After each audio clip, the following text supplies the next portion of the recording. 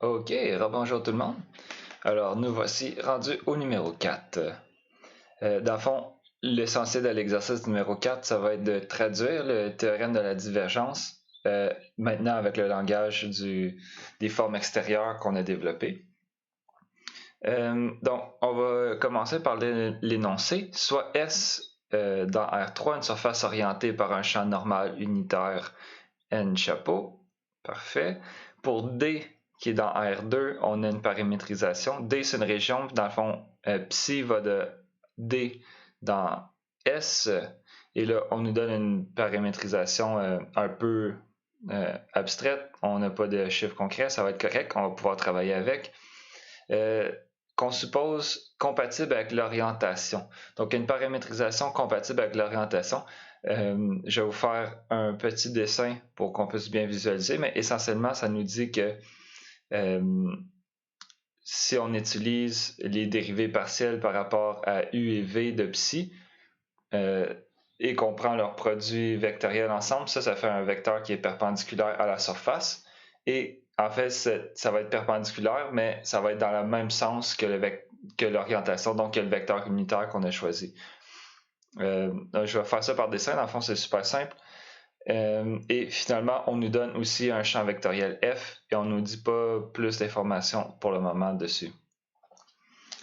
Donc, après ça, les questions commencent ici, mais juste avant de se lancer dans les questions, je vais aller dans OneNote, puis on va faire quelques petits dessins.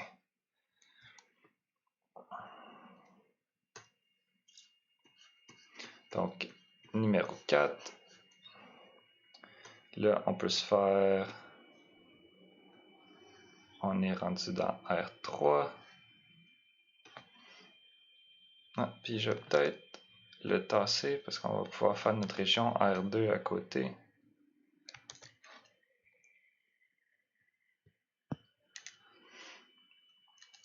Donc, on a une surface S. Peut-être le plus simple qu'on peut s'imaginer comme surface, c'est quelque chose qui ressemble à ça. Ça va être S. Je vais identifier mes axes, ça va être plus beau. Excellent. Là, on a une région D aussi. On va la faire. Oups. Pourquoi il n'a pas voulu?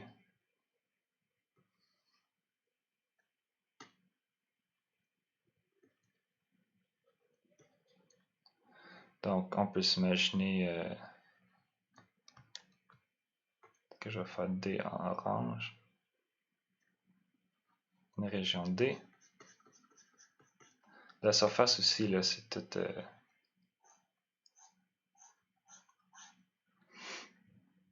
Et là, on a une paramétrisation psi qui mange des points de la région D et qui nous envoie dans notre surface qui est inclus dans R3.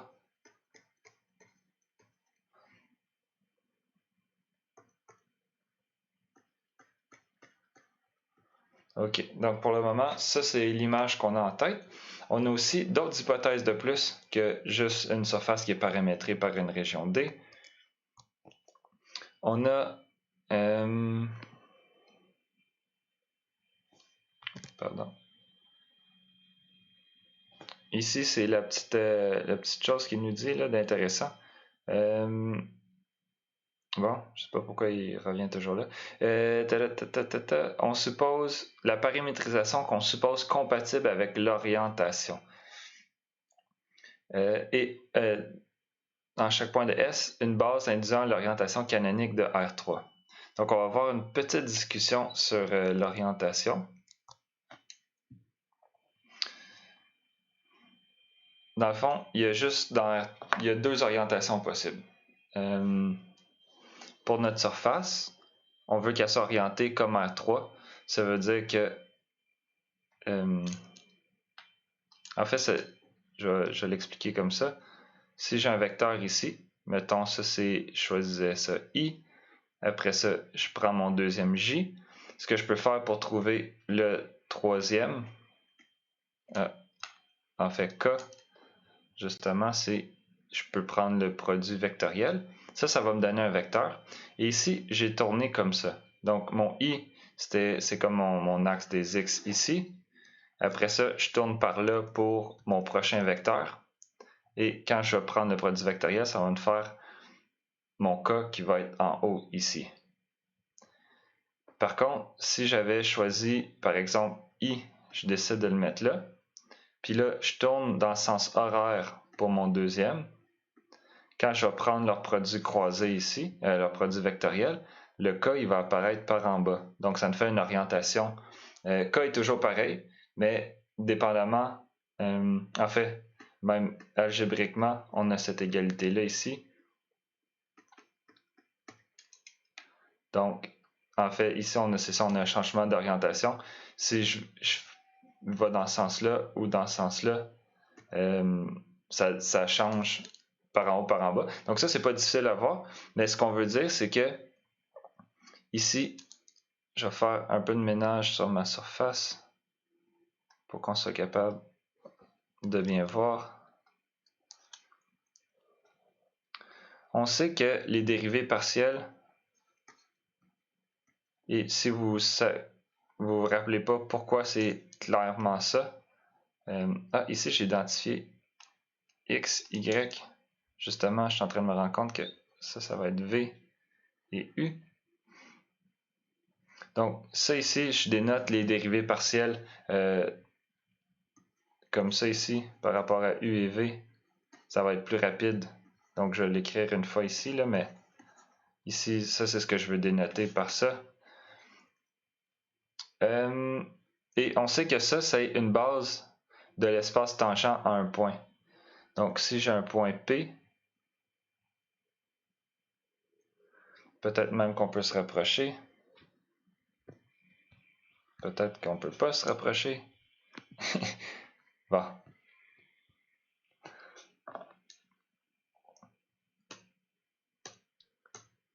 Non.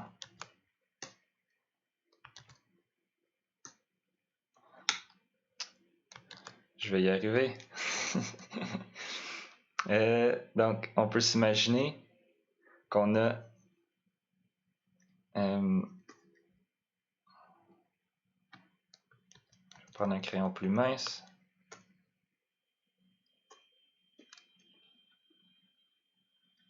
Donc, la dérivée par rapport à U, ça nous donne un vecteur tangent à la surface.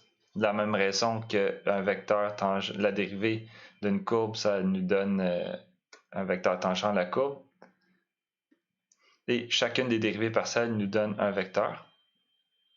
Donc, supposons qu'on avait quelque chose comme ça. Donc, au point, ici, là, je ne le marque pas, mais en fait, je vais peut-être le faire, mais ça, c'est évalué au point P, évidemment.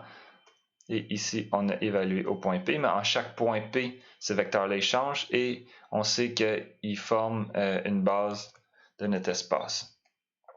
Tangent ici, là, on peut s'imaginer un plan tangent en P qui est généré par ces deux vecteurs-là. Et là, qu'est-ce qu'on voit ici, par contre, c'est que ça, c'est phi de U. Ici, ça, c'est mon psi de V, pardon, psi de U, psi de V. Donc, ici, la base qui sera engendrée, le vecteur, si je veux un vecteur normal à la surface, je prends mon produit vectoriel ici. Ici, il apparaîtrait par en bas. Donc, ça serait le N qui serait généré.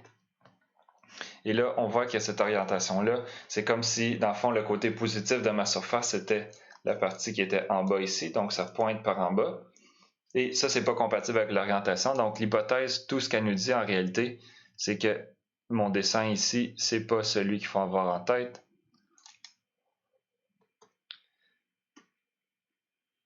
Elle nous dit qu'à vrai dire, j'aurais plutôt ma dérivée U ici. J'aurais ma dérivée psi par rapport à V. Et que quand je prends mon N ici, prendre un petit crayon, ça, ce serait psi de U croix psi de V. Et ça, c'est compatible avec l'orientation de R3, dans le sens que bon, c'est ça, je pense que j'ai réussi à l'expliquer là. Donc ça ressemble à ça. Donc toute paramétrisation peut être modifiée. Si c'est une paramétrisation de ta surface, tu peux la modifier un peu juste pour changer l'orientation. Ou tu peux en construire une nouvelle si jamais ça ne marche pas, mais il existe une paramétrisation qui fait en sorte que ça marche. Fait que dans le fond, ici, ça veut dire qu'on aurait orienté notre surface, on a fait un choix, parce que c'est pas canonique, là, on choisit. Donc, notre N ici serait comme ça. Ça veut dire que l'extérieur de notre surface, c'est bien par en haut et pas par en bas. Donc, on va revenir ici. Comme ça. Je vais remettre mes crayons de la bonne grandeur. Donc, OK. Est-ce que j'ai d'autres choses à dire là-dessus? Oui, donc peut-être un petit dernier commentaire. On va en avoir besoin dans quelques secondes dans tous les cas. Donc, dans l'énoncé, si on le relit, ça nous dit que la surface, elle vient déjà équipée avec un champ vecteur unitaire. Donc ça, c'est quelque chose qui mange des points P pour des P dans S. Et ça nous donne à chaque point un vecteur unitaire. Donc, c'est le dessin qu'on a ici, là, il est rendu trop petit. Je vais en faire un autre. Donc, en tous les points, on a un N chapeau. Et ça, il est dans l'énoncé. Par contre, la remarque que je veux faire, c'est que à un point donné, le vecteur unitaire, il est unique au sens près. Donc, pour une surface, tu as juste une direction perpendiculaire à un point donné. Et soit c'est vers l'intérieur, soit c'est vers l'extérieur. Le vecteur est de longueur 1. Donc, il n'y a pas ce champ-là. En fait, il en existe deux. Donc, un champ vecteur unitaire qui pointe vers l'extérieur, un champ de vecteur unitaire qui pointe vers l'intérieur. Et si, dans le fond, vu que notre orientation est compatible, ici, l'égalité que je suis en train d'écrire, je suis en train de dire que si ça ici, je sais que ça me donne un vecteur unitaire, pas un vecteur unitaire, mais ça me donne un vecteur perpendiculaire à la surface, parce que ce vecteur-là, il est tangent à la surface, lui est tangent à la surface. Le produit vectoriel de deux vecteurs, ça nous fait un vecteur qui est perpendiculaire aux deux vecteurs. Donc à ce moment-là, c'est perpendiculaire à la surface. Et là, il n'est pas unitaire, mais si je divise par sa norme, dans le fond, ça me fait un vecteur unitaire. Et puisqu'il est compatible, dans le fond, avec R3, ce vecteur-là, en fait, il n'a pas le choix d'être le même. Ici, je peux y faire manger des P aussi, là, à tous mes points. Mais il n'a pas le choix d'être le même. Fait que dans le fond, le vecteur unitaire, c'est parce que dans l'énoncé, on nous le donne. Donc, c'est pas nous autres qui l'a construit. Celui-là, c'est nous autres qui l'a construit. On a avec la paramétrisation. Mais ça n'a pas le choix d'être le même. Parce qu'il y en a juste ça. Bon, c'est ça que je vais dire. On va utiliser ça. Ici, on va aller lire la question A finalement, maintenant qu'on a toutes les parties de l'énoncé claires dans notre tête. Qu'est-ce qu'on a? En termes de cette paramétrisation, montrer à partir de ce qu'on a déjà vu il y a quelques semaines, et là, il faut montrer que ça, c'est essentiellement la notation ici pour l'intégrale du flux à travers une surface. Et on veut montrer que c'est égal à rien d'autre que juste f produit scalaire avec un vecteur normal. En fait, pas normal, mais perpendiculaire. Donc ça, c'est le vecteur perpendiculaire. Ici, il manque les bords. Là. Je ne sais pas pourquoi ça fait ça. Ça, c'est perpendiculaire, c'est pas unitaire. Fois du dv. Donc ça, en fait, je l'ai déjà fait, je pense, plusieurs fois en classe, au moins 2 ou 3 fois, si c'est pas plus. Je vais le refaire parce que je me dis qu'il y en a qui n'ont pas assisté à mes démos. Il y en a peut-être qui étaient fatigués ou il y en a peut-être qui ont besoin de se faire répéter pour bien le comprendre. Donc sinon, si ça c'est évident pour vous, avancez la vidéo.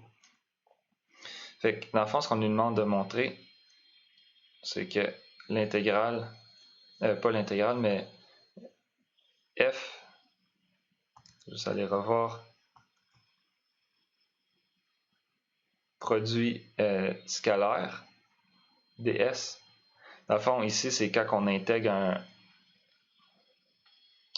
un champ, un flux à travers une surface. Ça, c'est la façon de le calculer. On prend un vecteur unitaire à tous les points de la surface. On fait le produit scalaire avec le champ vectoriel. Ça nous fait une projection du vecteur que le champ nous donne dans la direction perpendiculaire à la surface. Et ça nous permet de savoir le travail réel. Pas le travail, mais le flux, il y a combien qui passe à travers la surface. Et dans le fond, c'est pour calculer. Peut-être que je prends 30 secondes encore. Donc, si ça, c'est notre surface S, donc juste un plan.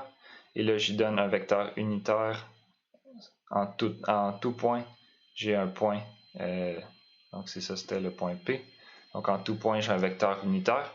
Et là, j'ai un champ vectoriel. F, je veux savoir c'est quoi le flux de S à travers de F à travers S. Donc, autrement dit, on peut s'imaginer que si j'avais,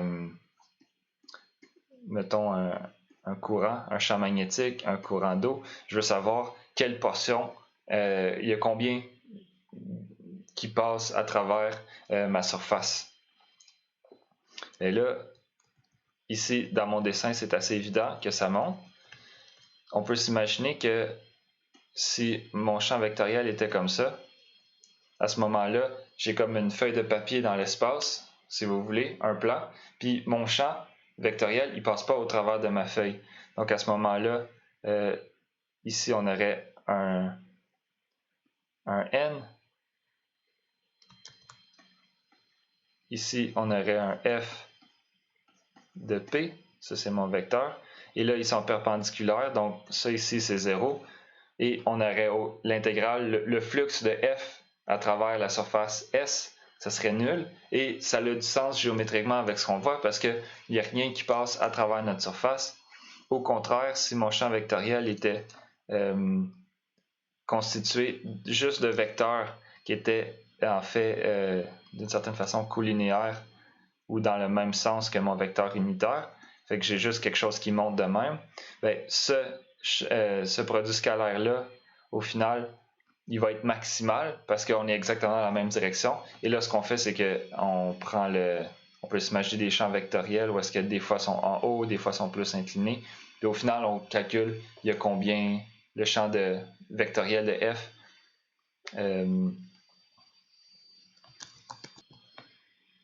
On pourrait dire la force totale du champ vectoriel là, qui passe à travers ma surface S. Donc, je vais effacer ça. Donc ça c'était juste un rappel, c'est peut-être pas nécessaire. Vous pouvez toujours avancer les vidéos, l'écouter en accéléré. Donc, habituellement, c'est ça qu'on fait. Et là, ce qu'on veut montrer, c'est que cette portion-là ici, c'est égal. Mais enfin, on va le montrer directement. Donc, ici, je sais que n, avec ma remarque que j'ai faite en haut, c'est égal à la dérivée partielle de psi par rapport à u, produit vectoriel avec la dérivée partielle par rapport à v, divisé par sa norme. Donc ça, c'est mon champ vectoriel unitaire. Je sais que ds, c'est quoi? C'est un morceau de surface infinitésimale. Donc si je prends un petit morceau de surface super petit. Donc ça, on l'a déjà vu aussi. C'est quoi? Ça donne que c'est donné exactement par ça ici. Il manque un... Donc ça aussi, c'est rien de nouveau. Ça c'est ds. C'est toute cette portion-là ici. Je vais l'écrire de même.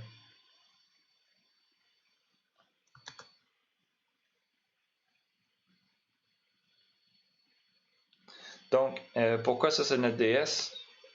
Rapidement, c'est que ça ici, ça engendre un vecteur qui est perpendiculaire aux deux, mais la norme de ce vecteur-là, de façon intéressante. Il y a des preuves si vous voulez aller les voir qui traînent partout sur Internet. Ici, si ça c'est psi de V, ça c'est psi de U par exemple, c'est des vecteurs, ça engendre un parallélogramme et ça donne que l'aire, je vais juste écrire A, donc l'aire de ça ici, c'est la norme du vecteur, donc je vais le dessiner ici. Donc ça ici c'est le vecteur qui est engendré par le produit vectoriel. Et la norme de ce vecteur-là, c'est l'aire du parallélogramme. Donc, on sait qu'en chaque point, ici, je peux prendre psi de U évalué au point P, psi de V évalué au point P, et ça nous fait un petit parallélogramme. Il n'est pas entièrement compris dans ma surface, donc la base P, ici, c'est P qui est sur ma surface. Le point P, il va être, il touche à la surface. Le parallélogramme, en fait, il est dans l'espace tangent à la surface. Donc, il est pas, c'est pas vraiment un morceau de surface, mais on peut s'imaginer que vu qu'il est dans le plan tangent, si je prends un une fraction de ce parallélogramme-là, ça va me donner en fait une approximation. En fait, ces deux vecteurs-là engendrent un plan qui approxime ma surface. Puis si je prends une petite fraction de ce plan-là ou du parallélogramme, ça me donne un estimé localement de c'est quoi. Donc ici, c'est pour ça que le du, dv apparaît. Donc c'est la façon peut-être un peu simple de le voir. On peut en jaser davantage, mais j'arrête là. Donc c'est juste pour vous rappeler que ça ici, tout ce machin-là, ça ici, c'est un élément infinitésimal de ma surface S. Ce qu'on peut faire, peut-être, dernier commentaire, c'est qu'on peut juste imaginer que le du ici, c'est une petite variation en U. Donc c'est comme si je coupais ici du, dv, puis que je prenais peut-être juste cette portion-là ici. Donc je scalais mon parallélogramme pour qu'il soit infinitésimalement petit.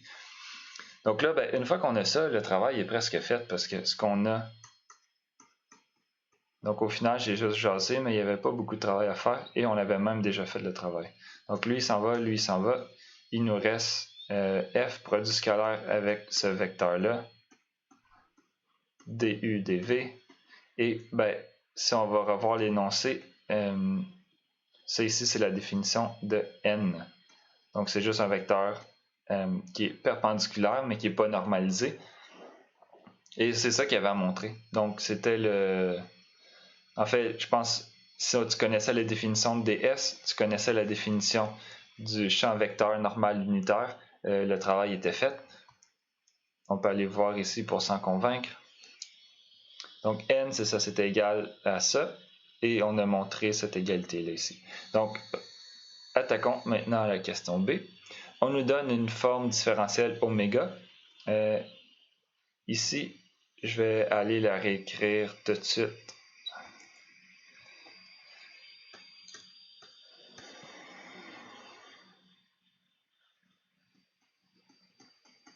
Donc, si je fais pas de conneries, ça c'est ce que ça donne. Et quoi d'autre? On revient à l'énoncé.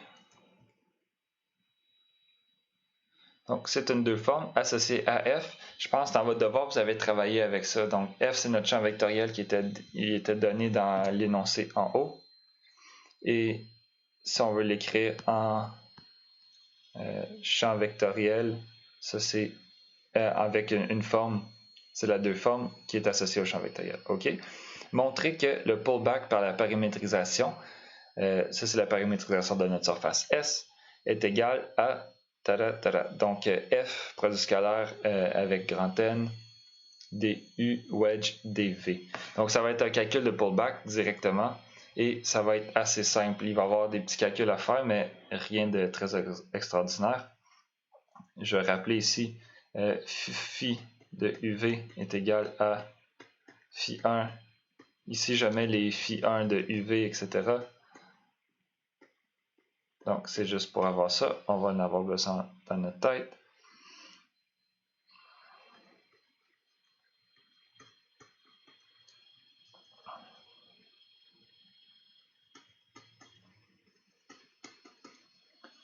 Donc, ici, les propriétés du pullback, c'est qu'il se distribue sur... il est linéaire. Donc, ici, j'ai comme deux formes. Deux formes. Donc, j'en ai une ici, une là, une là. Je peux prendre le pullback de chacune d'entre elles.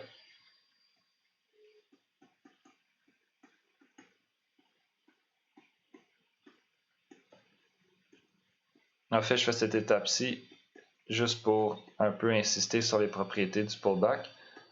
Mais il n'y a rien qui vous empêche de entièrement la sauter là, quand vous faites des calculs. Vous pouvez déjà distribuer. Je veux dire distribuer, puis là, faire l'étape que je m'apprête à faire là. On connaît l'action du pullback. J'en ai jasé en long et en large dans le numéro 1. Donc, peut-être ceux qui n'ont pas encore écouté toute la longue discussion, la fin du numéro 1, ça peut être un moment de le faire. Sinon, ben, je procède directement. Là. Je connais la définition du pullback, donc j'ai pas besoin de me casser la tête plus que ça. Je remplace les fonctions. C'est une précomposition, donc je précompose avec psi. Et ici, mes nouvelles coordonnées, avant j'avais du x, y, z. Maintenant, j'ai mes coordonnées sur R3. C'est comme si c'était psi 1, psi 2, psi 3. Donc, je fais juste les remplacer.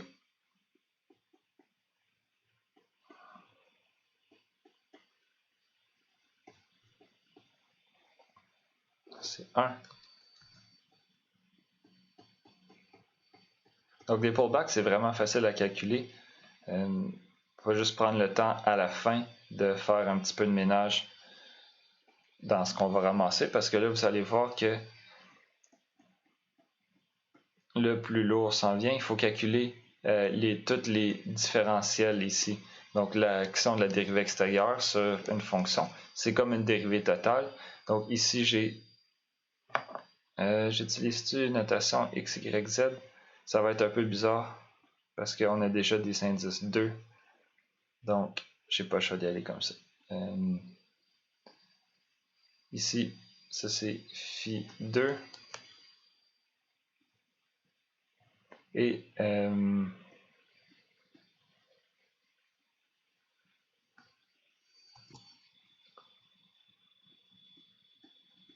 donc ça c'est la dérivée totale, on l'a déjà vu.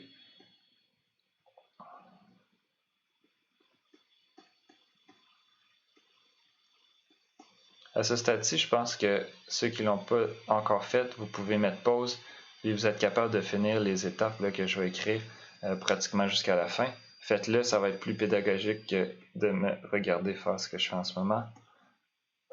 Donc là, je suis rendu ici. On a psi 3 par rapport à u du plus psi 3 par rapport à v dv. Je vais mettre sur pause, je termine ça. OK. Donc, j'ai vraiment juste calculé à l'aide de la définition chacune des différentiels ici. Au cas où il y a quelqu'un qui a complètement zappé un épisode précédent, je vais rappeler la définition ici.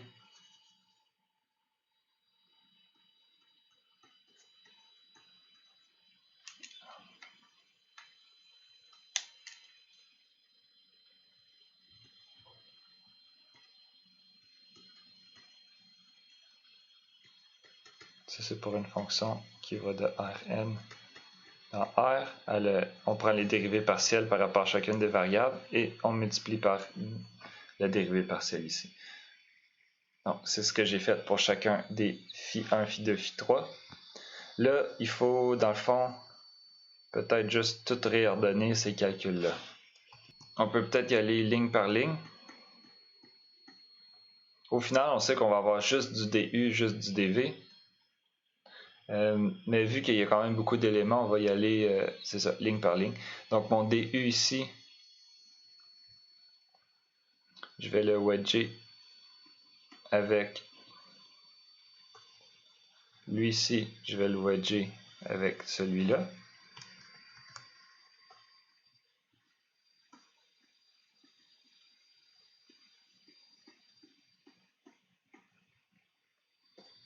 Et là, maintenant, je vais wedger celui-ci avec celui-là.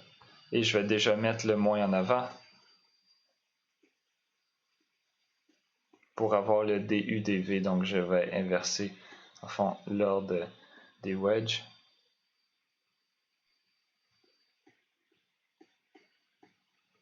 Et tout ça, c'est DU, wedge, DV. Ou enfin, je pense qu'on va être capable de toutes les faire d'une ligne.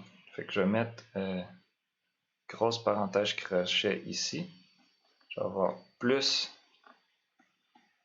F2 rond F1.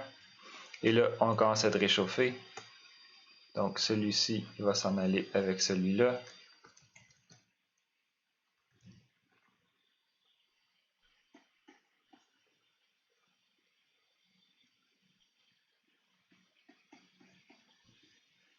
Et finalement, même histoire. Donc je vais wedger phi3 dérivée partielle avec V, avec la dérivée partielle de phi1 par rapport à U. Ça nous fait du dV du. Ici, je mets mon moins. Donc là, ça nous fait du du dV. Plus, il m'en reste un dernier.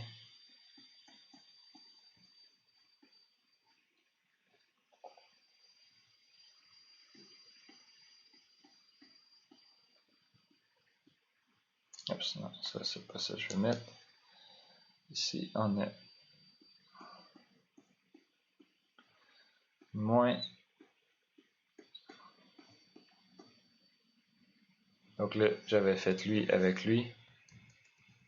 Maintenant, je suis en train de faire lui avec lui.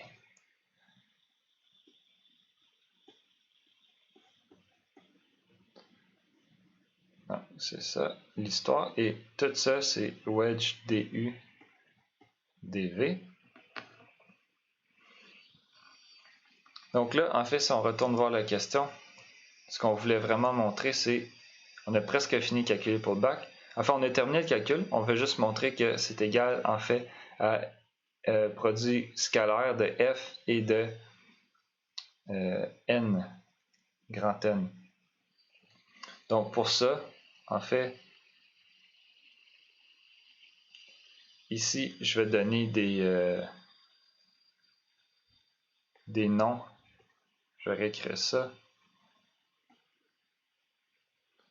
Donc ça, c'est égal à F1 rond psi, F2 rond psi, F3 rond psi. Tout ça, c'est un vecteur. Produit scalaire avec... Puis là, c'est ça, pour pas tout réécrire ces trucs-là, là, je vais les appeler. Le premier, ça va être alpha 1, alpha 2 et alpha 3. Donc,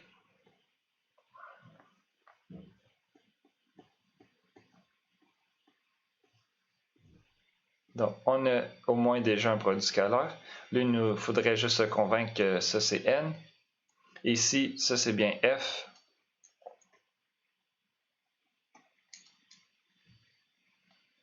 Donc ça, je l'écris tout de suite. En fait, ça, c'est f de psi. Et ici, ben, en fait, c'est que l'exercice, il passe au silence, là, mais quand on sait que quand on calcule un intégral, il y a du f qui mange le psi en premier, parce qu'on veut pas juste... Dans le fond, on lui donne des points de psi. Donc, allez revoir votre formule. Là. Fait dans le fond, ça c'est... Même ici aussi, il y a un psi. Là. C'est en vérité, il y en a un qui est caché là. Ici, je l'ai enlevé, c'est ça justement. Donc, faut pas, on n'aura pas exactement ce que l'exercice nous demande de montrer. On va avoir en fait mieux parce que c'est plus précis. L'énoncé fait juste omettre le psi, mais il n'y a pas le choix d'être là. Donc là, après ça, pour se convaincre que ça ici, c'est bien n, je vais faire ça en rose ici, mais puis je le ferai pas au complet non plus. Dans le fond, le produit scalaire I, J, K de la dérivée partielle de psi 1 par rapport à U, la dérivée partielle de psi 2 par rapport à U,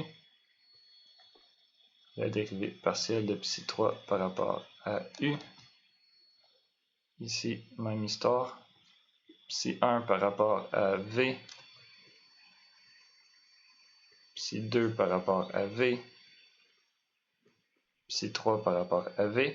Puis ici, qu'est-ce que j'écris toute cette ligne-là? Ça, c'est psi 1 de V.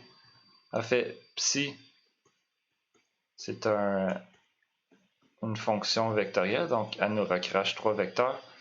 Puis sa dérivée par rapport à U. Là, j'espère que je vous apprends absolument rien.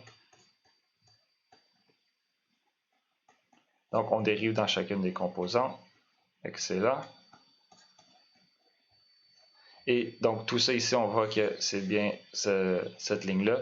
Et là, pour V, c'est la même chose. Ça, c'est la dérivée de psi par rapport à V. C'est un vecteur. Et là, il faut développer ce produit scalaire-là. Je vais l'écrire en dessous ici. Donc, ça, c'est dans mon chemin.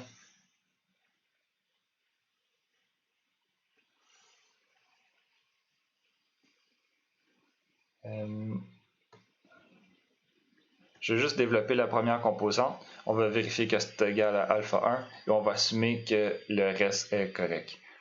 Donc ici, si je développe la première composante, ça va être quelque chose fois I. Et en fait, on a le produit de cette matrice-là ici. Donc on va avoir psi 2 dérivé par rapport à U multiplié par psi 3 dérivé par rapport à V moins psi 2 par rapport à V fois manque d'espace, psi 3 par rapport à U. Le tout, ça c'est la première composante.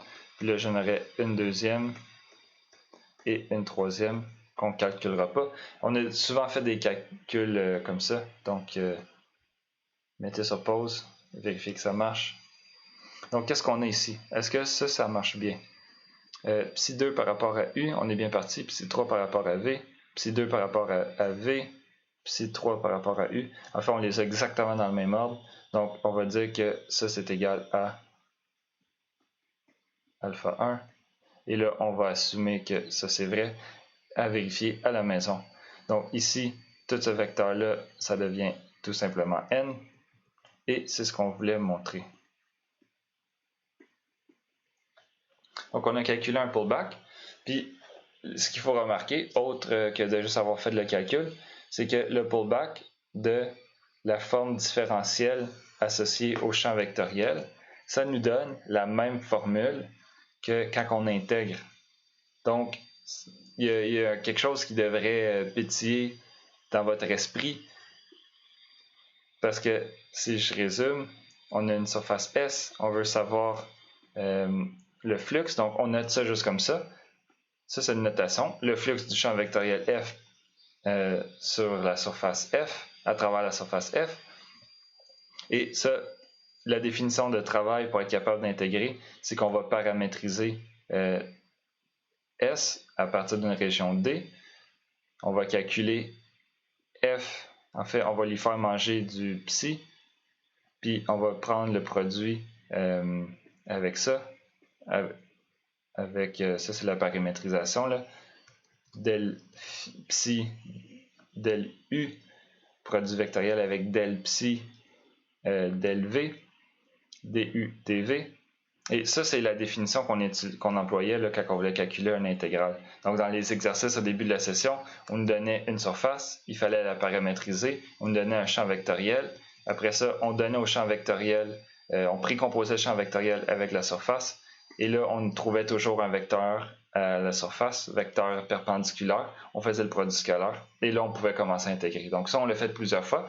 Et c'est ça qu'il fallait faire. Puis là, ce qu'on vient de se rendre compte, c'est que si je prends le champ vectoriel associé à f, en fait la deux formes associées à f, que je fais son pullback, ben ça c'est égal exactement à ce qui est ici. En fait, pas exactement. C'est égal à ça. Ici, c'est ça, sans faire exprès, j'ai enlevé le DU-DV. Donc, justement, c'est ça que je voulais surligner. On a un wedge de plus, mais mis à part le wedge, on ramasse exactement le même terme. Donc, ici, on a ça. Et on se rend compte que ça et ça, à part le wedge qui empêche l'égalité absolue, on a pas mal la même chose. Donc là, ça l'incite à une définition. Ce calcul suggère de définir l'intégrale de la deux formes oméga sur S par l'intégrale d'oméga, c'est le pullback d'oméga sur D. Donc, si on écrit ça, là, juste pour voir à quel point. Donc, ici, si j'intègre un champ vectoriel sur S, ça c'est la façon que je dois calculer. Et si j'intègre une forme, ce qu'on ne sait pas encore faire proprement, mais là on se rapproche. Ce que je vais faire, c'est que je vais prendre D, puis s'il va de D dans S, donc je fais le pullback.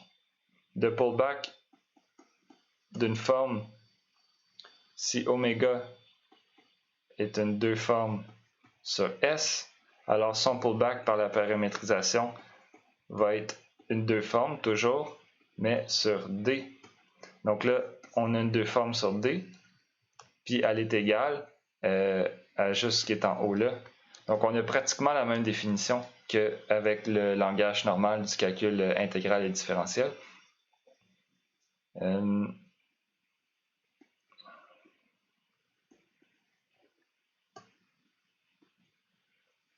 Donc ce qu'on obtient ici, encore une fois,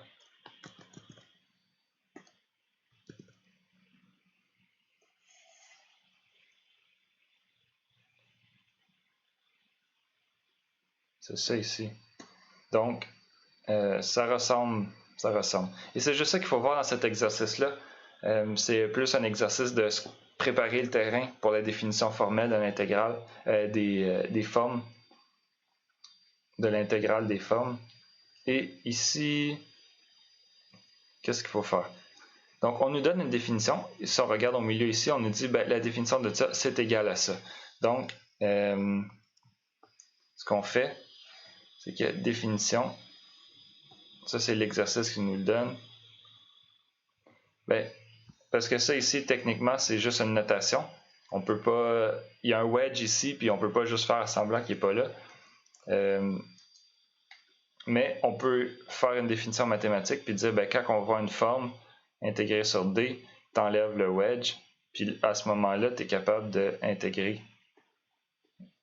Donc, le passage d'ici à ici, ça c'est une définition.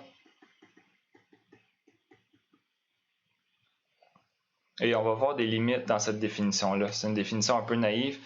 On ne peut pas juste enlever les wedges comme ça tout bonnement. Ça marche quand même. Il va y avoir un détail à s'occuper.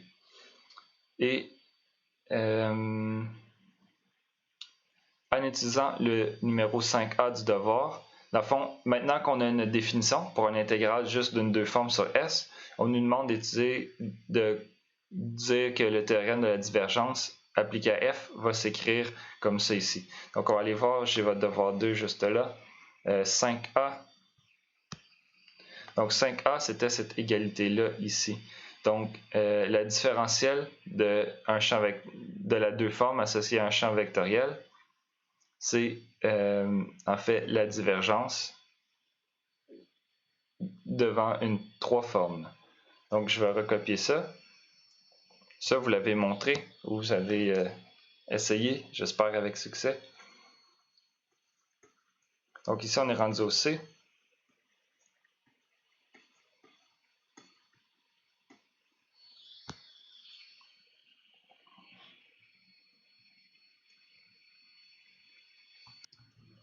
Donc,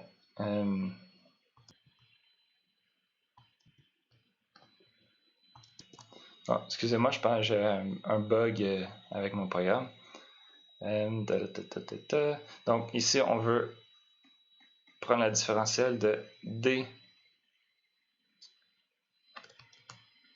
y dz plus f2 dz dx plus f3 dy dz. Et ça, vous l'avez déjà calculé, donc je ne refais pas les calculs ici. En fait, on m'a même dit explicitement de ne pas donner la réponse à votre devoir. Donc, on a ça. Ça, on va l'assumer. Et là, on veut traduire le théorème de divergence. Donc, il n'y aura pas grand chose à faire. On a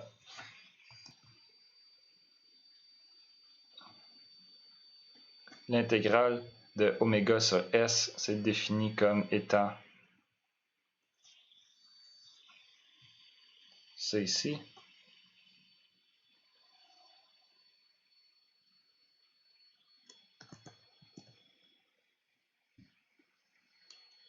Je peux prendre les...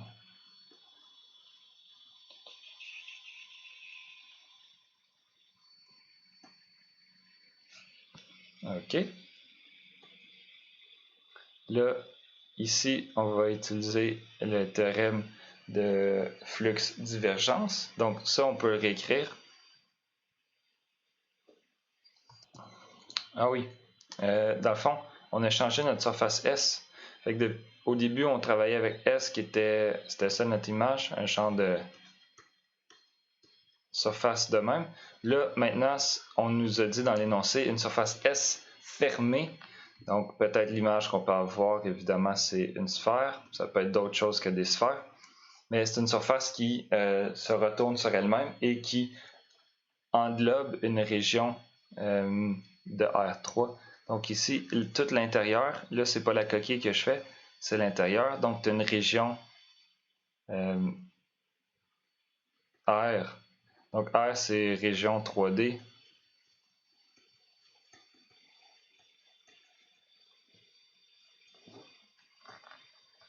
Et on est dans le théorème, dans le fond, les hypothèses sont correctes pour que ça soit normal.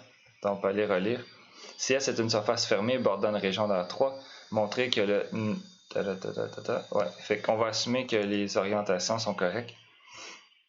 Et ici, donc, théorème de flux divergence, il nous dit que au lieu d'intégrer... peut-être que je fais même une ligne de plus, juste pour changer la notation. Donc, je vais l'écrire comme ça.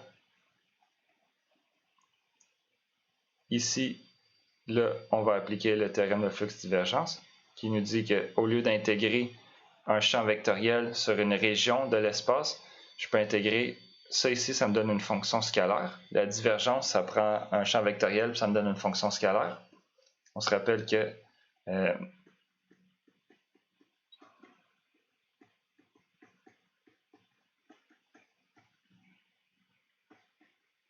donc tout ça juste pour vous convaincre, vous rappeler que c'est plus un vecteur. Et ça, c'est dv, parce qu'on intègre maintenant. Il y a un avantage quand même à mettre des intégrales doubles. On pourrait écrire ça, mettre intégrale triple. Ça dépend, c'est des choix. Là. On peut très bien juste mettre R, mais sachez que ça, c'est une région 3D. Ici, je mets dv pour volume. S, c'est pour un morceau de surface.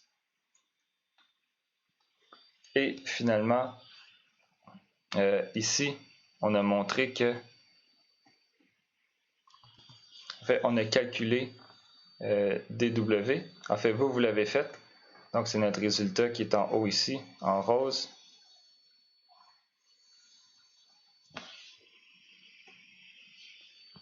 Donc, ici, ça, c'est égal à d oméga.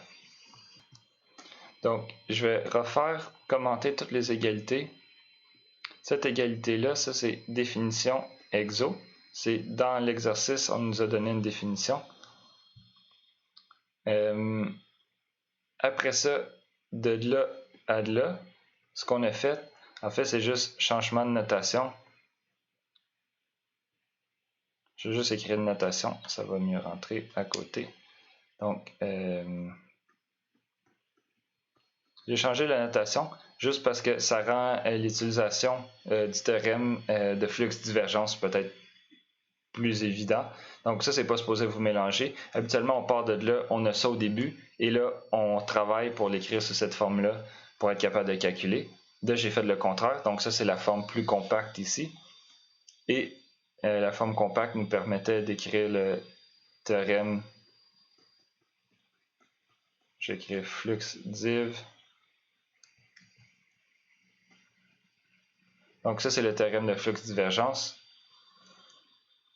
Et finalement, ici, ben là, c'est ça, là, c'est bizarre.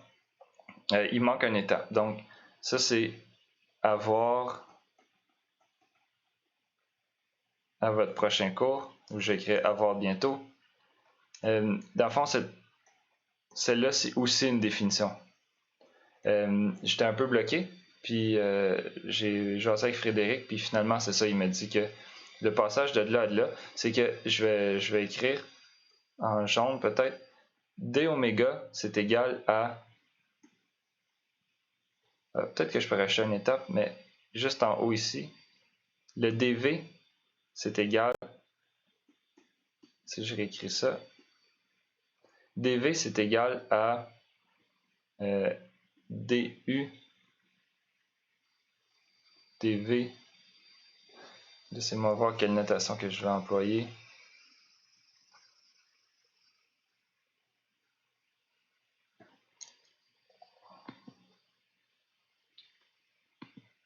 Ouais, ça va être ça. Donc, c'est une région, c'est un intégral, donc dx, dy, dz. Dans le fond, dA, c'est égal à juste dx, dy, c'est un R. Ici, on a dv, donc sa définition, c'est ça ici. Et on a calculé, en fait, vous avez montré dans votre devoir, ce qui est en haut là, c'est que ça ici, c'est égal à la divergence de f, dx, wedge dy, wedge dz. Donc, ce qu'il faut juste remarquer, ce qui était le but de l'exercice, c'était de vous dire que ben, c'est ça. Ça, c'est pratiquement pareil. Donc, on en fait une définition. On peut enlever les wedges ou on peut rajouter les wedges, puis là, on a une intégrale sur une forme. Il va y avoir peut-être des petits détails de plus à considérer. Mais c'est ça le but de l'exercice. Je ne suis pas en train de faire une preuve. Je suis juste en train de vous donner de l'intuition, si vous voulez. Donc, c'est ça. On a juste traduit le problème.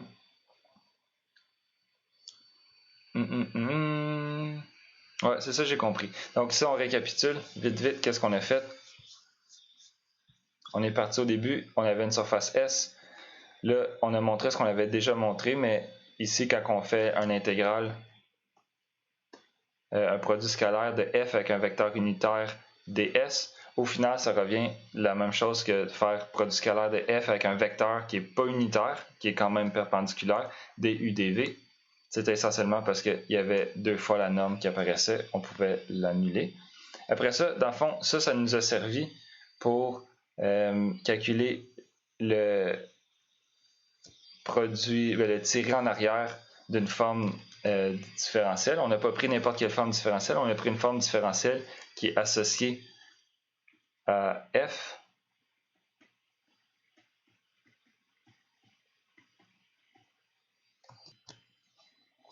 Là, en calculant le tiré en arrière, on s'est rendu compte que ni une ni deux, on avait exactement la même définition, à part le wedge de comment on fait pour calculer un intégral. Donc la définition qui est juste en dessous ici, ça c'est le passage qu'on fait pour calculer un intégral en calcul 2 si vous voulez.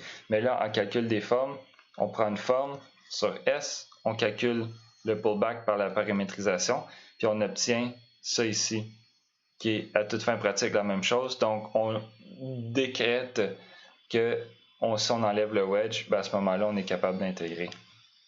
Et là, on a fait essentiellement la même chose. On a utilisé ce qu'on avait déjà vu. On a une forme sur S. Je l'ai traduite avec la définition. Fait qu'essentiellement, j'ai juste pris son pullback, j'ai enlevé les wedges. Après ça, dans le fond, là, je suis rendu dans le monde du calcul différentiel et intégral ordinaire. J'ai changé la notation. Après ça, j'ai utilisé le théorème de flux divergence. Et là, j'ai reconnu que j'avais essentiellement cette forme-là. Donc, si je mettais des wedges ici, je me retrouvais avec d oméga. Et je pense que c'était ça la discussion qu'il fallait avoir. Ouais, c'est ça. Donc, on a montré là. Je vais surligner en jaune. Ça ici, c'est égal à ça ici. C'est cela. Donc, on va se revoir dans un autre numéro. Salut!